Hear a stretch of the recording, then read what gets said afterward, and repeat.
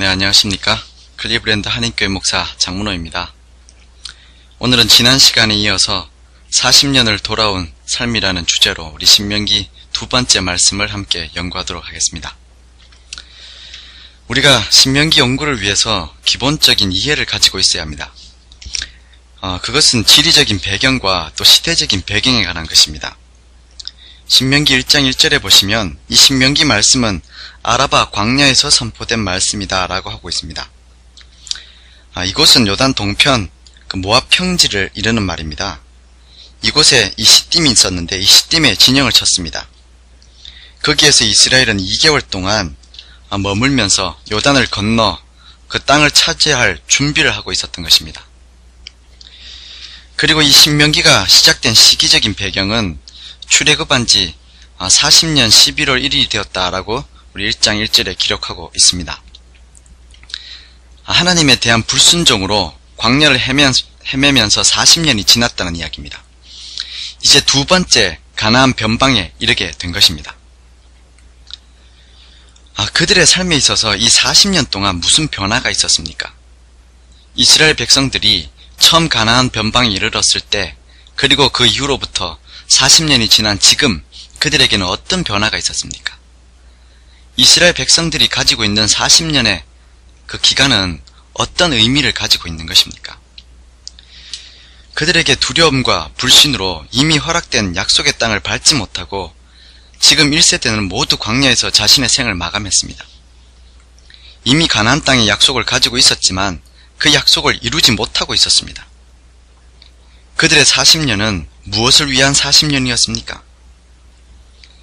이 40년은 믿음의 손을 위한 40년이었습니다. 이미 주어진 약속을 받아낼 믿음의 손이 없었기 때문에 그들은 하나님과의 합숙 훈련을 통해서 이 믿음의 손을 마련하기 위하여 40년이라는 시간을 가지게 된 것입니다. 하나님의 약속이 40년 동안 변한 것은 아닙니다. 그들은 40년 전에도 하나님께서 가나안 땅으로 그들을 보내주겠다라는 그 놀라운 약속의 말씀을 가지고 있었습니다. 하지만 그 약속을 받을 만한 믿음의 손이 없었던 것이죠.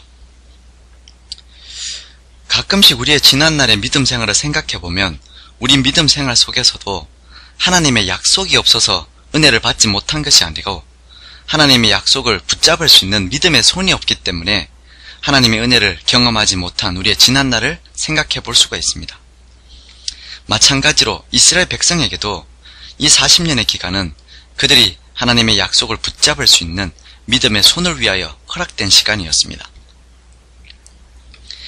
이스라엘 백성들의 광야 이 방황은 반역자들과 불평하는 자들에게 내린 형벌이었을 뿐만이 아니고 청년들로 하여금 약속의 땅에 들어갈 준비를 갖추도록 훈련하기 위하여 허락된 시간이었습니다. 신명기 8장 5절과 또 2절 3절의 말씀을 보면 너는 사람이 그 아들을 징계함 같이 내 하나님 여호와께서 너를 징계하시는 줄 마음에 생각하고 라는 말씀이 있습니다. 또 이는 너를 낮추시고 너를 시험하사 내 마음이 어떠한지 그 명령을 지키는지 아니 지키는지 알려 하심이라. 너로 줄이게 하시며 또 너로 알지 못하며 내 열조도 알지 못하던 만나를 내게 먹이신 것은 사람이 떡으로만 사는 것이 아니요 여호와의 입에서 나오는 모든 말씀으로 사는 줄 너희로 알게 하려 하심이다 라고 분명하게 말씀을 통해서 우리에게 얘기해주고 계시는 것입니다. 우리 하나님께서 이 40년 동안 그 백성을 어떻게 인도하고 계셨습니까?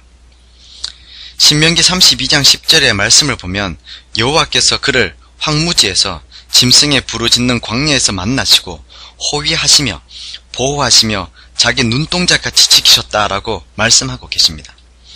또 이사야 63장 9절에서는 그들의 모든 환난에 동참하사 자기 앞에 사자로 그들을 구원하시며 그 사랑과 그 긍휼로 그들을 구속하시고 옛적 모든 날에 그들을 드시며 안으셨다 이렇게 기록하고 있습니다. 우리 하나님께서 이 백성을 들고 안으시며 보호하시고 자기 눈동자같이 지키시며 40년을 교육하신 것입니다.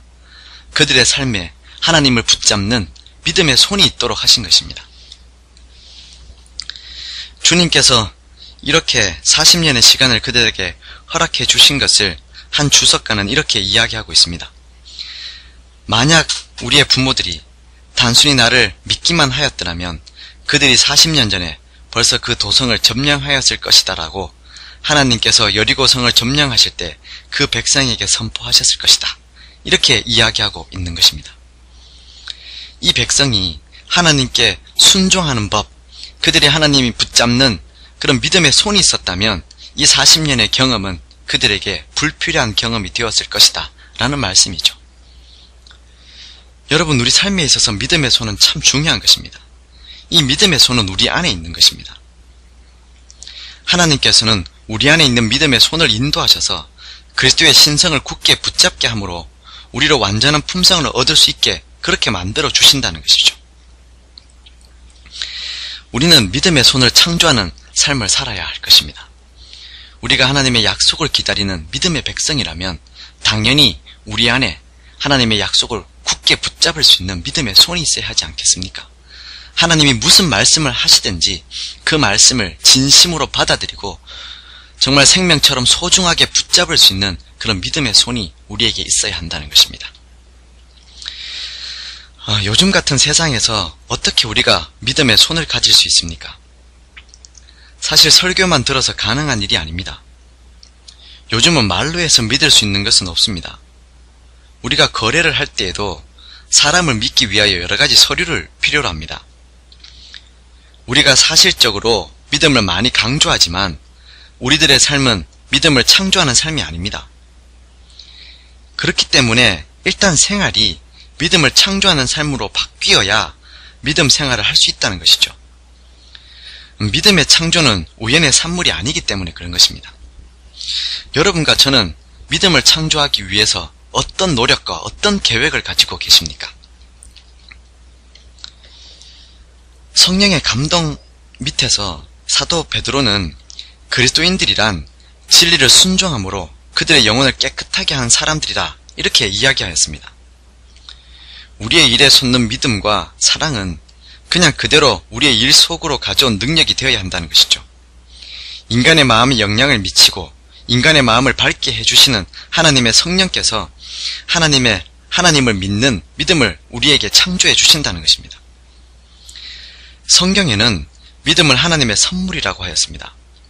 그것은 숨은 보화를 찾듯이 진리를 찾는 사람들의 마음을 밝게 해주고 그들을 구원에 이르게 하는 능력으로 베풀어 주시는 바로 그런 선물이라는 것이죠. 그래서 하나님의 영은 진리로서 우리 마음에 깊은 인상을 남겨주십니다. 하나님은 우리 인생에 함께 하셔서 우리 인생 속에서 믿음을 창조해 주시기를 기뻐하시는 분이십니다.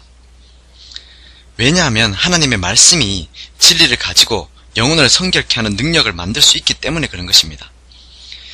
그래서 여러분, 우리가 진리를 받아들이고 믿음을 창조하는 삶을 산다는 것은 하나님의 말씀을 내 마음 속에서 온전히 받아들이는 것입니다. 그 속에 드러나 있는 하나님의 품성을 만나는 것입니다. 우리의 의지로 하나님의 그 품성을 깊게 받아들이고 인정하고 그 품성을 온전히 믿을 때 그때 우리의 믿음이 자라나고 창조되어져 간다는 것이죠. 그분만이 그리스도의 십자가의 승리를 통해서 우리에게 그런 은혜를 베풀어 주셨다는 것입니다. 여러분, 모든 말씀은 우리를 향하신 하나님의 품성을 드러내고 있습니다. 그 품성 속에서 우리는 나보다 나를 더 사랑하시는 하나님의 그 놀라운 사랑을 경험하게 되는 것입니다. 그래서 그 말씀을 내가 어떤 것으로도 포기하지 않고 꼭 붙잡아야 되겠다라는 강력한 의지를 소유하게 만드는 것입니다. 부활을 찾듯이 진리를 찾다 보면 마음이 밝아지면서 믿음이 창조되게 되어 있습니다. 또 이렇게 찾는 진리는 복음의 능력이 되는 것입니다. 이제 우리 믿음의 손을 창조해야 될 때가 되었습니다. 여러분과 제가 하나님의 약속을 붙잡기 위하여 믿음의 손을 창조하는 그런 삶을 선택하시게 되기를 바랍니다. 한 글에는 이렇게 표현하고 있습니다. 그들은 믿음의 손으로 약속을 붙잡고 기쁨으로 다음과 같이 말하게 되었다. 이제는 먼 길의 순례가 쓸데없다. 더 이상 더 거룩한 성전을 찾아서 고통스러운 여행을 할 필요가 없다. 나는 죄 많고 불결한 그대로 예수님께 나아가겠다. 그분께서는 통해하는 사람의 기도를 물리치지 아니하실 것이다. 내 죄사함을 받았느니라. 아, 그분께서 나의 죄까지도 사하여 주신다. 얼마나 감동적인 말씀인지 모릅니다. 여러분, 우리가 믿음의 손으로 약속을 붙잡기만 한다면 우리에게 더 이상 먼 순례길은 필요하지 않을 것입니다. 우리 하나님께서 그 은혜 베푸시는 일에 아무런 끄리낌이 없을 것이라는 것이죠. 하나님과 우리 사이에 어떠한 장벽도 없게 될 것입니다. 하나님께서 내 죄사함을 받았느니라 라는 그 놀라운 은혜의 선포가 곧 우리에게 구원의 선포가 될 것입니다. 우리가 그것을 받고 감사하고 누리게 될 것이라는 것이죠. 이런 의미에서 믿음의 손을 이스라엘이 보유하는데 2세대가 걸린 것입니다. 죄에 물든 사람이 강력한 하나님의 은혜 안에서도 얼마나 변하기 힘든지를 보여주는 대목이죠. 이스라엘 백성이 정말 2세대에 걸쳐서 이렇게 믿음의 손을 마련하게 된 것은 오늘날 우리가 신앙생활하면서 하나님을 붙잡는 그 믿음의 손을 만드는 그런 삶의 태도가 얼마나 우리에게 실천되어지기 힘든 삶인지를 적나라하게 보여주는 것입니다. 자녀를 키워보면 그런 습관을 아이들에게 가르치는 것이 참으로 어렵다는 것을 정말 실감하게 됩니다. 여러분, 우리 아이들에게 믿음의 손을 가질 수 있게 한다면 어떤 걱정이 있겠습니까? 그 인생 속에서 이 아이가 만나는 위기, 또 좌절, 어떤 어려움을 만나든지 그 속에서 이 아이가 믿음의 손만 가지고 있다면 내가 아닌 이 못난 부모가 아니라 능력이 있으신 하나님께서 우리 아이를 분명히 붙잡아 인도하실 것을 믿을 수 있지 않겠습니까? 우리 모두가 나뿐만 아니라 우리가 사랑하는 가족들에게도 믿음의 손을 가지게 하는 이 실천하는 생활을 우리가 꼭 살 수 있게 되기를 바랍니다. 40년 동안 배운 것이 또 있습니다. 이스라엘 백성에게 있어서 40년 동안은 하나님으로 말미암는 안전을 배우는 기간이었습니다. 그들이 비옥한 가나안 평야에 물결치는 곡식밭에 둘러싸여 있는 것처럼 궁핍으로부터 안전하다는 것을 배웠던 곳이 바로 이 광야였습니다. 이스라엘 자손이 사람 사는 땅에 이르기까지 40년 동안 만나를 먹었습니다. 곧 가나안 지경에 이르기까지 그들이 만나를 먹었던 것이죠. 40년간 그들은 이 기적적인 식량 공급으로 하나님의 끊임없는 돌보심과 부드러운 사랑을 날마다 생각하게 되었습니다. 시편 기자의 말을 빌리면 하나님께서는 그들에게 하늘 양식을 주셨나니 사람이 권세 있는 자의 떡을 먹었다라고 시편 78편 24절에 기록하고 있는 말씀과 같은 경험을 그들이 하고 살았다는 것입니다. 이 흠정역 성경에서는 천사의 떡을 먹으며 라고 기록하고 있습니다. 백성들이 먹었던 그 떡은 그들을 위하여 천사들이 준비한 떡이었습니다. 하늘 양식을 공급받는 그들은 하나님의 약속을 가졌기 때문에 마치 그들이 하나님으로부터 보호를 받고 있다는 것을 경험하게 된 것입니다. 그리스도께서 유혹자들에게 사람이 떡으로만 살 것이 아니요 하나님의 입으로 나오는 모든 말씀으로 살 것이다 라고 말씀하셨는데, 이것은 1400년 전에 그가 이스라엘 백성에게 내 하나님 여호와께서 이 40년 동안 너로 광야의 길을 걷게 하신 것을 기억하라. 너를 낮추시며 너를 줄이게 하시며 또 너도 알지 못하며 내 열조도 알지 못하던 만나를 내게 먹이신 것은 사람이 떡으로만 사는 것이 아니요 여호와의 입에서 나오는 모든 말씀으로 사는 줄 너로 알게 하려 하심이다 라고 말씀하신 그 말씀을 반복하신 것이었습니다. 광야에서 생활을 유지할 모든 수단이 떨어졌을 때에 하나님께서는 당신의 백성을 위해서 하늘에서 만나를 충분히 그리고 끊임없이 공급해 주셨습니다. 이러한 공급은 그들이 하나님을 신뢰하고 하나님의 법대로 사는 동안은 하나님께서 그들을 버리지 않으실 것이라는 하나님께서 그들에게 가르쳐 주시는 강력한 교훈이었습니다. 이런 교훈을 받기 위하여 그들은 40년 동안의 시간을 보내게 된 것입니다. 그들이 40년 동안 경험한 것은 하나님은 결코 우리를 버리지 않으신다는 것을 그들은 배우게 된 것입니다. 비록 그들의 눈앞에 하나님의 약속과 전혀 반대되는 현실이 가로막고 있다 할지라도, 비록 그런 강력한 현실이라 할지라도 그것이 하나님의 약속을 저버리게 하는 이유는 될 수 없다는 것을 그들이 광야 생활을 통해서 배우게 된 것입니다. 비록 그런 암담한 현실 속에 있다 할지라도 하나님은 결코 그 백성을 잊지 않으시고 버리지 않으셔서 그 백성으로 하여금 하나님이 약속하신 약속을 경험하게 해주시는 분이라는 사실을 그들은 40년의 광야 생활을 통해서 배우게 된 것입니다. 여러분, 이것이 우리에게 얼마나 큰 교훈이 됩니까? 오늘날도 하나님의 이 교훈은 반복되고 있다고 생각이 됩니다.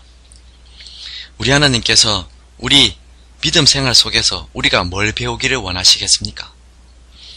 비록 우리 앞에 놓여있는 현실이 하나님의 말씀과는 정반대되는 길을 가고 있다 할지라도 우리가 그 앞에서 주눅들거나 우리의 믿음을 포기할 필요가 없습니다.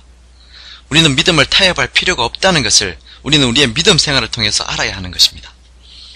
우리 하나님께서 결코 우리를 버리지 않으실 것이기 때문입니다. 그래서 그분은 반드시 그분이 우리에게 약속하신 그 말씀대로 우리를 주관하시고 이끌고 가시며 우리에게 하나님의 구원을 허락해 주실 것입니다. 여러분, 그런 것을 우리가 날마다 경험하고 사는 우리의 믿음 생활이 되기를 간절히 소원합니다. 하나님께서 그때 광야 생활의 뜻을 돌이킬 수 없었던 이유가 있습니다. 이스라엘이 40년간 가나안에 들어가지 못한다는 하나님의 명령이 모세와 아론에게 또 갈렙과 여호수아에게 참으로 쓰라린 경험으로 주어졌습니다. 하지만 그들은 한마디의 불평도 없이 하나님의 뜻을 받아들였습니다. 하지만 저들에 대한 하나님의 처사를 불평해오고 또 애굽으로 돌아가겠다고 하던 사람들은 저들이 멸시하던 축복이 저들에게서 거둬졌을 때 울면서 크게 슬퍼했습니다. 저들은 왜 그렇게 슬퍼했습니까? 그 까닭은 회개가 아니었습니다. 저들 앞에 있던 그 수많은 그 죄에 대한 회개가 아니었고 단순히 자기들에게 내려진 그 재앙에 대한 슬픔이었습니다. 만약에 저들의 슬픔이 회개였다면 그러면 그들에게 내려진 선고는 철회될 수 있었을 것입니다. 하지만 그들이 여전히 자기가 가지고 있는 믿음 없음에 대한 깊은 깨달음 없이 자기가 당하는 고통에 대한 그 안타까움만 가지고 있다면 아무런 변화를 경험할 수 없게 된다는 것을 우리에게 가르쳐주는 내용입니다. 여러분, 우리가 신앙생활하면서 이런 경험을 얼마나 자주 합니까? 우리는 믿음 생활을 합니다. 그때마다 우리의 부족함, 정말 하나님의 뜻을 저버렸던 우리의 그 연약함, 이러한 것들을 내어놓지 않고 오히려 나에게 내려진 그 단순한 재앙의 그 결과만을 안타까워할 때가 있지 않습니까? 그런 후회와 안타까움으로만으로는 우리의 신앙을 바꿀 수가 없습니다. 속상해하는 것, 하나님 너무 힘들고 그리고 이 과정이 걷기 싫습니다 라는 불평만으로 우리의 삶이 달라지지는 않습니다. 참으로 슬픔, 자기의 죄에 대한 슬픔을 가지고 회개하는 일, 이것이 우리의 삶의 변화를 이루는 진정한 회개가 되는 것입니다. 이러한 안타까움이 있어야지만 우리의 삶에는 희망이 있을 수 있다는 것을 이스라엘 백성의 경험을 통해서 하나님께서 우리에게 보여주신 것입니다. 언제나 그분은 우리들의 진정한 회개를 통해서 그분의 뜻을 바꾸십니다. 그분은 심판이 아닌 구원을 원하시는 분이기 때문에 그런 것입니다. 요한복음 3장 17절에 있는 말씀처럼 하나님이 그 아들을 세상에 보내신 것은 세상을 심판하려 하심이 아니요 저들로 말미암아 세상이 구원을 받게 하려 하심이다 라고 하였습니다. 또 요한복음 12장 47절에 사람이 내 말을 듣고 지키지 아니할지라도 내가 저를 심판하지 아니하노라. 내가 온 것은 세상을 심판하려 함이 아니요 세상을 구원하려 함이로다 라고 말씀하신 그 말씀과 같은 것이죠. 우리 하나님께서 우리에게 바라는 것은 진정한 회개입니다. 하나님께서 우리 삶에 계획해 놓으신 것은 온전한 구원입니다. 우리의 믿음의 손을 만드셔서 정말 하나님 붙잡는 것을 원하시는 것이지 40년의 고생을 원하신 것이 아니라는 것이죠. 여러분, 40년의 광야 생활은 하나님께서 벌 주신 기간이 아닙니다. 그들에게 하나님께서 은혜의 기간으로 베풀어 주신 것입니다. 그들을 회복시키기 위해서 허락된 기간이지 그들에게 아주 믿음 없음에 대해서 징체하시고 또 징계하시기 위해서 허락하신 그런 잔인한 40년이 아니라는 것입니다. 이렇게 가나안 땅 변방에서 돌아온 이후에 40년 만에 다시 이제 가나안 땅에 오게 된 것입니다.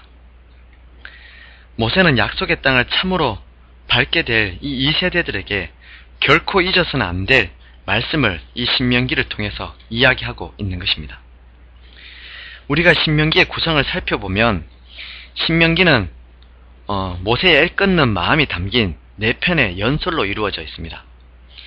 1장 6절에서 4장 43절까지가 첫 번째 연설입니다. 여기서 모세는 지도자의 자리에서 물러나는 그 은퇴 선언을 하고 있습니다. 출애굽 과정을 역사적으로 개괄하면서 율법을 준수할 것을 이 첫 번째 설교에서 강조하였습니다. 그리고 4장 44절에서 26장 19절까지가 두 번째 연설입니다. 하나님과 이스라엘 사이의 언약의 기초인 십계명을 복습하고 이스라엘로 하여금 순종하도록 권면하고 있습니다. 여기에서 모세는 국법, 사회법, 또 종교법에 대해서 언급하였습니다. 하나님의 백성은 예나 지금이나 모두 이 신명기의 이 법의 정신에 적용을 받아야 한다는 것이죠. 그래서 이 두 번째 설교에 꼭 그 백성들이 알아야 할 것, 오늘날 여러분과 제가 알아야 할 것, 약속의 땅에 사는 사람들이 알아야 할 것에 대해서 이야기하고 있는 것입니다.